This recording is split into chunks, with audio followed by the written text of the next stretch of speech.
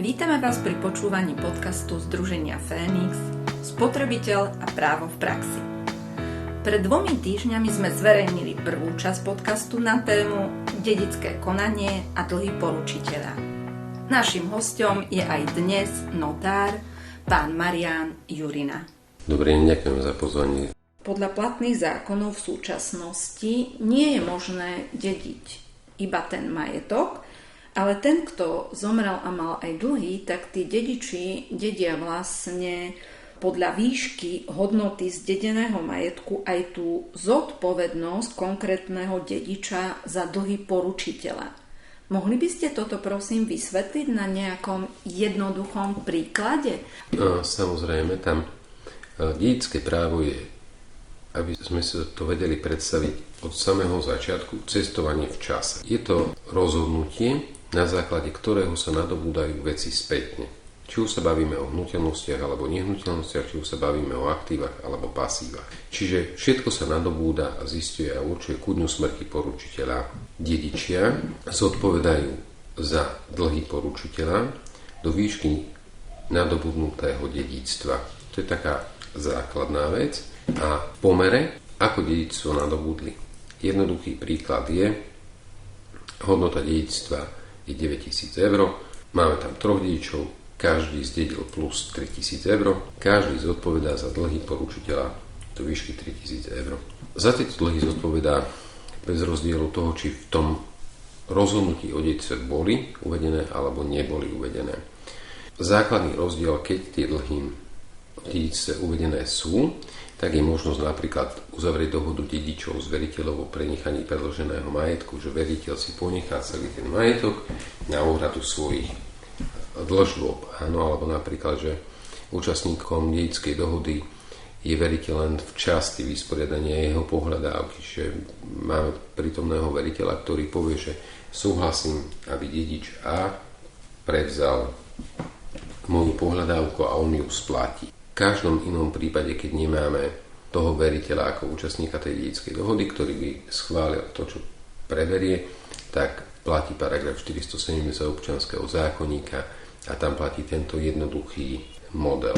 Ten paragraf 470 je hmotný predpis, ktorý hovorí, že dedičia zodpovedajú do výšky nadobudnutého dedičstva. Čiže ak je tá, ako sme si to použili na tom príklade, hodnota dedičstva 9 000, zodpovedajú za 9 000. Ak boli tie pasíva prihlásené exekútorom vo výške 1000 eur, tak zodpovedajú 333,33 každý tomu exekútorovi. Ak sa po roku objaví, že tam bol nejaký zmluvný vzťah, zmluvy o pôžičke alebo uznania dlhu medzi fyzickými osobami napríklad alebo nejakou nebankovou spoločnosťou a nadobudli dedičia túto hodnotu majetku, tak zodpovedajú aj za tú ďalšiu dohodu, kde bude napríklad ďalších 2000 eur. Máme to tak, aby ste si to vedeli predstaviť, ako v tých krajinách, kde majú kráľa, že posledným vydýchnutím kráľa nastupuje nový kráľ, tak aj v dedičstve si to treba predstaviť tak, že momentom smrti sa nadobúda a rozhoduje a zodpovedá od toho momentu, od dňa smrti ten dedič. Ale na to, aby to robiť mohol, musí dostať to rozhodnutie o dedičstve a musí byť jasné, kto je dedičom a kto čo dedí. To sú tie základné veci, ale to hmotné právo je veľmi z môjho pohľadu jasne dané a jednoducho vyriešené. Za koľko nadobudneš, za toľko zodpovedáš. Nemôže zodpovedať dedič za vyššie dlhy, ako nadobudol majetok. Tu si treba dať pozor, akože aby to poslucháči chápali, že ten dedič, ktorý nadobudne dedičstvo a sú v ňom dlhy, či už boli známe v čase vydania toho rozhodnutia, alebo sa objavili až po tom samotnom rozhodnutí, nezodpovedá majetkom, ktorý nadobudol, ale celým svojím majetkom v tej hodnote, ktorú nadobudol. Čiže niekedy si to ľudia môžu predstaviť tak, že ja zdedím 1/28 poľa niekde, že zodpovedám len to 1/28 poľa. Nie je to tak, lebo dedič zodpovedá za dlhy poručiteľa, čiže svojím majetkom celým. Pri tých finančných nárokoch rôznych bank alebo nebankových spoločností, s ktorými sa my stretávame v našej praxi, je to naozaj veľmi dôležité na porozumenie. Aby sme si to vysvetlili ešte úplne od piky, v prípade, ak zomrie osoba, ktorá nemá žiadny majetok, vydá sa uznesenie o zastavení dedičského konania z dôvodu, že osoba zomrela nemajetná.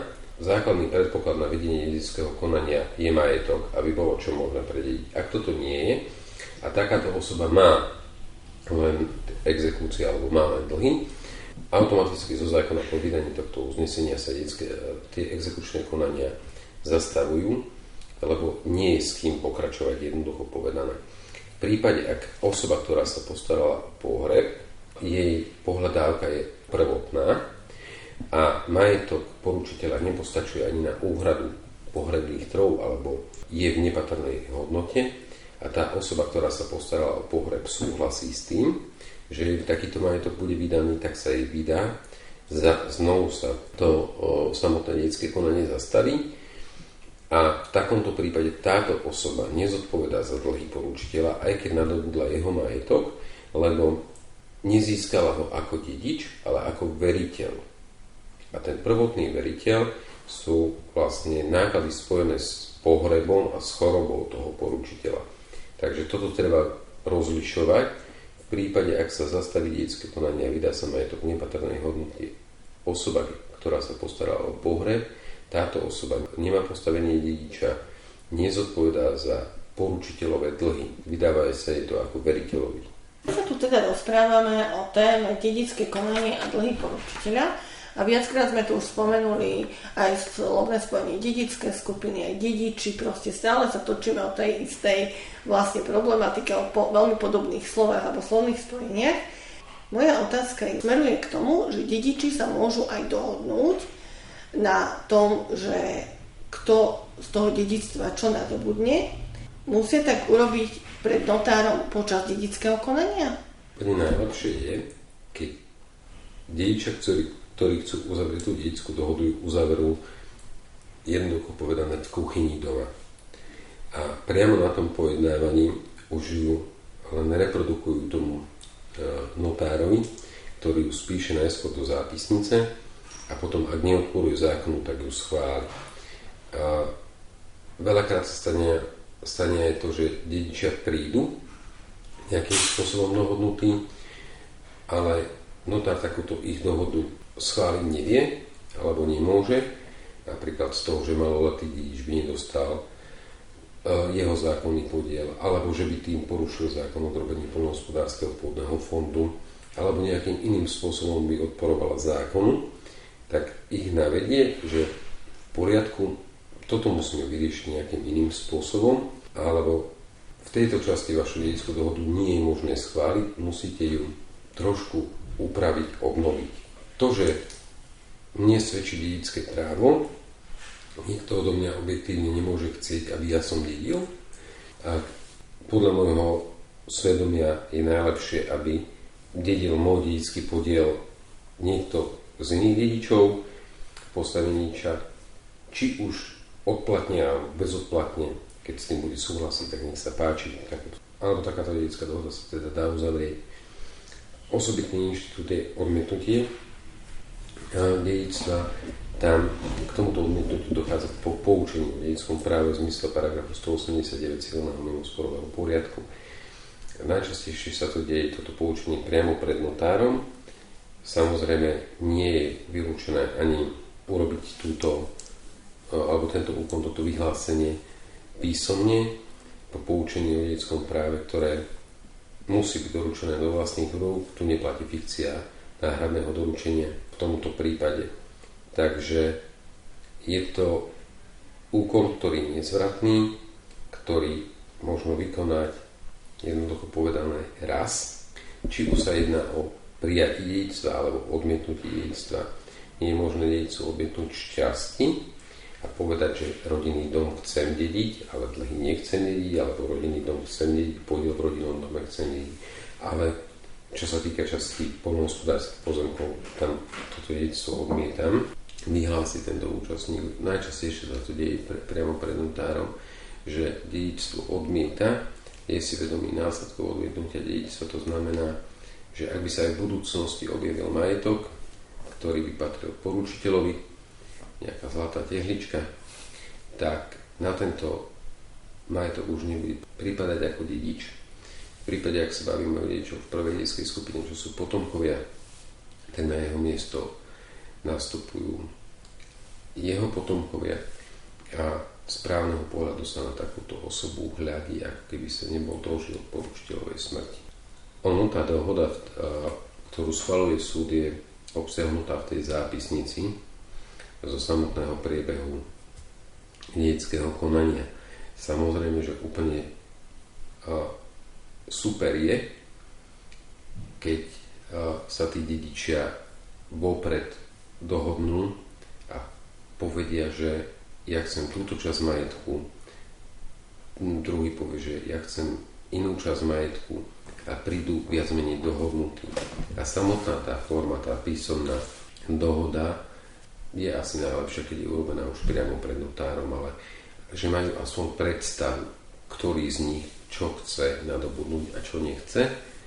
Je to pre nich oveľa prirodzenejšie podľa mňa dohodnúť si tie základné body tej dohody niekde v domácom prostredí ako priamo pred notárom, čo je pre tých účastníkov toho dedičského konania nejaký cudzí človek.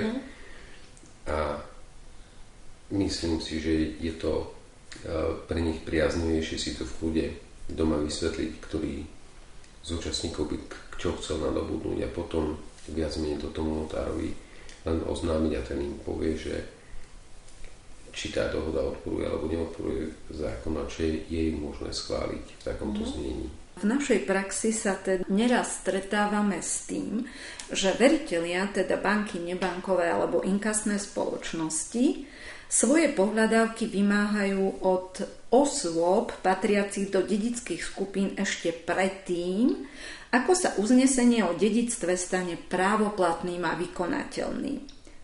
Obracajú sa na váš notársky úrad ľudia v súvislosti s tým, či si ten konkrétny veriteľ svoju pohľadávku prihlásil do dedičského konania? My ich jednak informujeme na tom predbežnom vyšetrení alebo na tom prvotnom sedení, že aké informácie máme tak o aktívach, ako aj o pasívach. Samozrejme, ak majú oni vedomosť o nejakých pasívach, ktoré by teoreticky boli možné, tak sa ma na to spýtajú, alebo kolegov sa spýtajú, ktorí vedú. Ja vám neviem povedať, že akým spôsobom majú informácie o tom, kto by teoreticky mohol byť dedič, lebo to do právoplatného rozhodnutia o dedičstve nevie ani sám notár. Tak keď takéto listy osobám, o ktorých sa možno domnievať, že budú dedičmi, lebo zatiaľ ešte dedičmi nie sú, od tých veriteľov prídu, tak je dobre to ukázať tomu notárovi, aby vedel overiť tú právosprávnosť pohľadávky, lebo žijeme teoreticky v takej dobe, že vôbec sa to nemusí zakladať na pravde a niekto len využil niekoho smutnú udalosť v rodine. Tak ako sa stretávame aj s tým, že sú nejaké falošné zbierky, nevylučujem, že ak má niekto takúto informáciu, že môže dojsť aj k takémuto konaniu. Samozrejme, ten notár má možnosť napísať priamo tej inštitúcii alebo tej osobe, ktorá si takto pohľadávku prihlási do dedičského konania, chce, že nech ju vyčísli, nech doloží a preukáže jej titul. Áno. Neodporúčam v tomto prípade osobám alebo tým vašim klientom vyplácať zatiaľ tie samotné pohľadávky, kým nevedia, že či vôbec budú mať postavenie dedičov, či vôbec budú dediť, či dedičské konanie nebude zastavené pre nemajetnosť, alebo nebude zastavené, skončí sa vydanie nepatrného majetku, či tam nedojde k nejakému závetnému dedeniu, či tam nehrozí nejaké predĺženie toho dedičstva, či sa tam nebudú tí veritelia uspokojovať na základe výťažku z likvidácie dedičstva, alebo tam tých variant, ako to dedičské konanie skončí, môže byť viacero, tak neviem na základe akého kľúča veritelia takto riešia svoje pohľadávky. Častokrát sa stáva aj to, že v prípade, ak zomrie spoludlžník a dlžník naďalej spláca svoj dlh riadne a včas, tak či je to už banková alebo nebanková inštitúcia, prihlási si splatnosť celého dlhu do dedičstva a jedná sa len o spoludlžníka. Áno, ten dlžník alebo dlžníka číslo 2, alebo už ako to majú v tých bankových zmluvách alebo nebankových nazvané, že ten pôvodný dlžník, ten prvý v tej zmluve uvedený stále žije. Žiaľ, veľmi často sa na nás obracajú, teda na jednej strane je to dobre, že sa na nás obracajú, ale žiaľ, v akej súvislosti dediči, ktorí dedičstvo aj nadobudli a dostávajú sa naozaj pod ten tlak vymáhania tých pohľadávok od veriteľov bank alebo nebankových či inkasných spoločností, hoci vôbec netušili, že ten, kto zomrel, teda ten poručiteľ, nejaké dlhy mal. Poradenstvo našim klientom poskytujeme aj na základe toho, že konzultujeme tieto otázky s našimi spolupracujúcimi právnikmi. Niekedy sme teda kontaktovali aj vás, keď sa to týkalo vyslovene nadobudnutia pohľadávok na základe dedičského konania. Z našich skúseností veľmi často teda dá sa povedať, že stále odporúčame klientom, aby si to uznesenie o dedičstve odložili. Je to veľmi dôležitá listina, v ktorej je uvedené množstvo informácií, ktorým síce možno ani mnohí ľudia nerozumejú, ale predsa len je to dôležité odložiť si to aj do budúcnosti. Mohli by ste ešte na záver, prosím, zhrnúť možno v nejakých základných bodoch, že čo je možné vyčítať z toho uznesenia o dedičstve? To uznesenie o dedičstve je veľmi dôležitá listina, ktorú určite by tí dedičia alebo tí účastníci dedičského konania si mali odložiť. Má také základné body, čo sa s nich dá vyčítať. Hneď z toho záhlavia viete, po kom je dedičské konanie, ktorý súd ho vydal, ktorý súdny komisár ho vydal, po kom je vedené dedičské konanie, kto sú účastníkmi toho dedičského konania. Je tam stanovená a určená všeobecná hodnota majetku, výška dlhov, čistá hodnota dedičstva. Je tam jasne povedané, ktorý predmet v dedickom konaní, či sa to už jedná o majetkové práva, hnuteľnosti, nehnuteľnosti, ktorý z dedičov s tým nadobudol.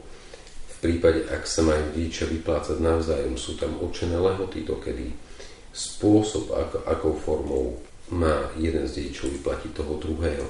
Čiže z toho uznesenia si dokáže určiť aj s odstupom veľkého času každý, že kto je dedičom, v akom dedickom podiele, či dedil, či nededil, či dedičstvo odmietol, či uzavrel dedickú dohodu, či mu patrí výplatok, či mu výplatok nepatrí. Samozrejme, že ak ju náhodou dedič stratí, neznamená to pre neho nenávratne stratenú listinu. V prípade, ak nadobudal nehnuteľnosti, toto uznesenie je aj zbierka listín na katastre nehnuteľnosti, vedia na základe záznamového konania toto uznesenie bolo zapísané, aby prešlo vlastnícke právo. Ten okresný úrad, katastrálny odbor mu ho vie vo nejakej fotokópii vyhotoviť.